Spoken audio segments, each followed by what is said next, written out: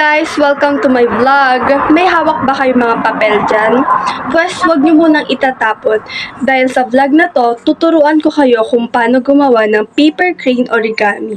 Step by step. So, ihanda nyo ng mga kamay nyo para mag-fold.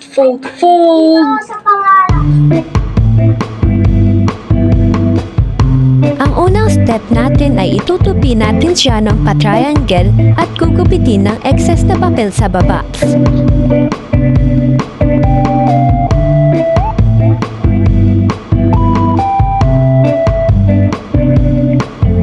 Itupi rin natin ang nabat pa nitong mga kanto upang maging guideline sa susunod nating matupi.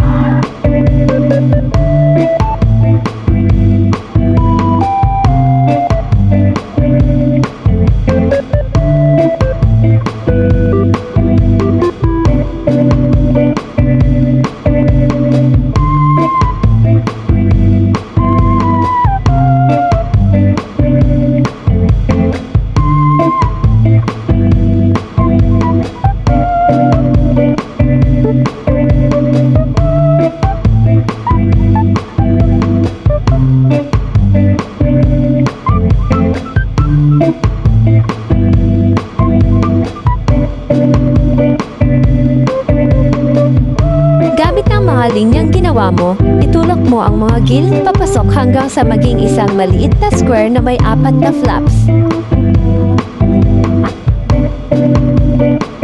Iharap ang bukas na dulo sa iyo. Itupi ang gilid at kunin ang kanang flap at itupi ito patungo sa gitnang linya. Gawin din ito sa kaliwang flat at magmumukha itong isang saranggola.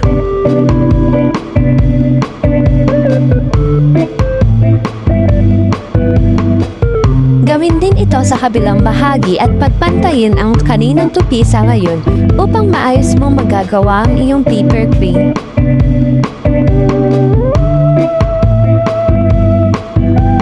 Ngayon naman ay itutupi mo pataas ang tatsulok na nasa ibaba. Ibaliktad ito at ganoon din ang gawin mo. Itupi mo din ito pataas.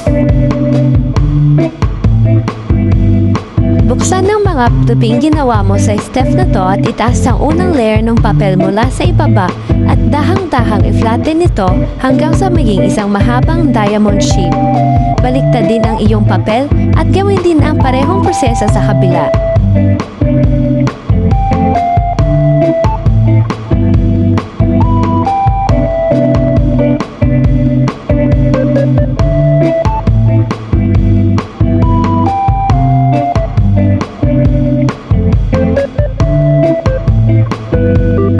Outer edge ng kanang flap at itupi ito patungo sa gitna. Gawin din ito sa kaliwa.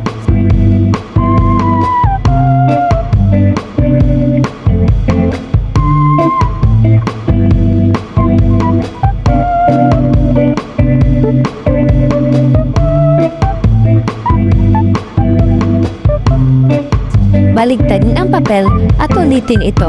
Ngayon, mas mapayat na ang saranggolang iyong nagawa.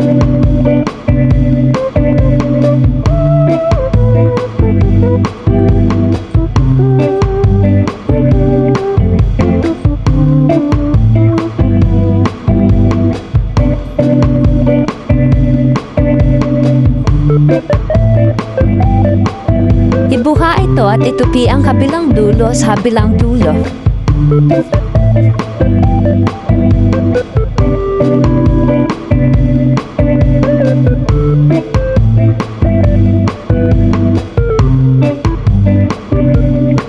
Ngayon naman na ibaliktad mo ang papel at ganun din ang gawin mo.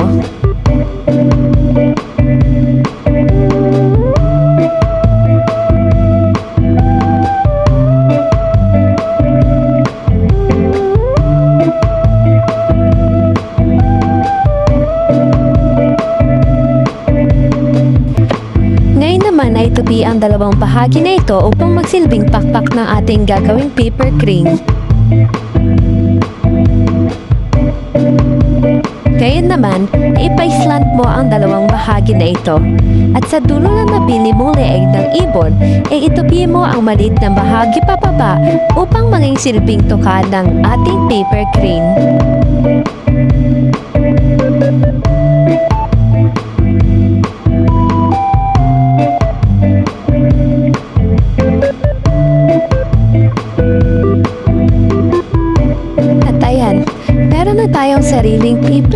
origami. Sana naging madali lang para sa inyo ang bawat gabi. Don't worry kung hindi perfect sa unang subo. Practice lang ng practice hanggang sa magawa mo. Alam mo ba, ayon sa tradisyon ng Japan, ang paggawa ng 1,000 paper cranes ay nagdadala ng swerte at katuparan ng hiling natin. Kaya ano pang hinihintay mo? Gumawa ka na!